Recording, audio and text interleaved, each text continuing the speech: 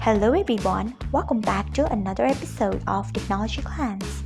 Today in this video, I'm going to guide you through how you can enable zoom pan on PLAYit. So let's get started. Firstly, open PLAYit app in your device.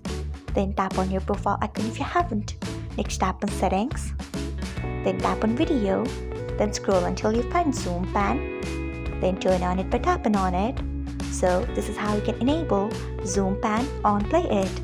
Thanks for watching. If you found this guide helpful, we would love it if you hit the thumbs up button below. We upload great new tech tutorials like this one every day, so do not forget to subscribe to our channel and hit the bell icon so that you'll never miss another update.